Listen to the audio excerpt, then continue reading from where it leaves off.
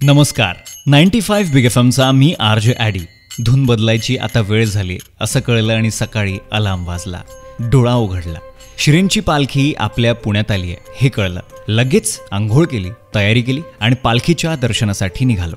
रस्ता पेठ पोहोचून तिथला हरिनामाचा गजर ऐकला आणि गेल्या गेल्या तिथली शिस्त बघितली आणि मला दिसले आपले पोलीस ऑफिसर्स तैनात ड्युटीसाठी. ट्रॅफिकबद्दल जाणून घेतलं आणि पुढे निवडुंगनाथाच्या दर्शनासाठी निघालो. जाता जाता मला पुणे महानगरपालिकेचे आरोग्य केंद्र दिसले.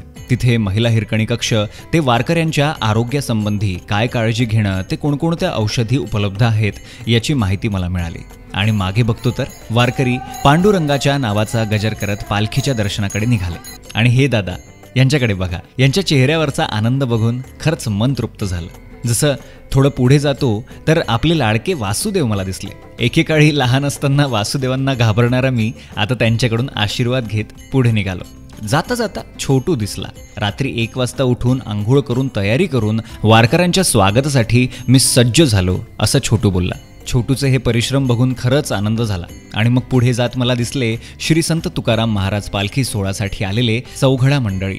त्यांच्या कलागुणांचं कौतुक करून मी त्यांची रजा घेतली. आणि आता फायनली ज्याची मी वाट बघत होतो तो क्षण म्हणजे पालखीचे दर्शन. गर्दी असल्यामुळे फक्त डोळे मिटून एक गोष्ट मागितली, विठूचरणी नतमस्तक व्हायला मला पंढरपूरला भेटायला येऊ देत अशी विनवणी केली. खरं तर या कामाच्या आणि रील्सच्या जगात आपण कुठेतरी वारी विसरत आहोत का असा प्रश्न मनात आला. पण जसं पालखीचे दृश्य माझ्या डोळ्यापुढे आले मी सगळं विसरलो. आणि या रस्ता पेठमधला आनंद बघून माझे सगळे प्रश्न डाऊट्स क्लिअर झाले. आता वाट बघतोय ती म्हणजे पंढरपूरची. बिग एफएमवर आम्ही घेऊन आलो आहोत वारी तुमच्या दारीचे पर्व 7वे. सगळे अपडेट्स आणि माहिती तुम्हाला ऐकायला मिळेल फक्त 95 बिग एफएमवर संध्याकाळी 5 ते 9 या वेळेत. वारी तुमच्या दारी पर्व 7वे, अवघ्या महाराष्ट्राचा भक्तिमय आनंद सोहळा फक्त बिग एफएमवर.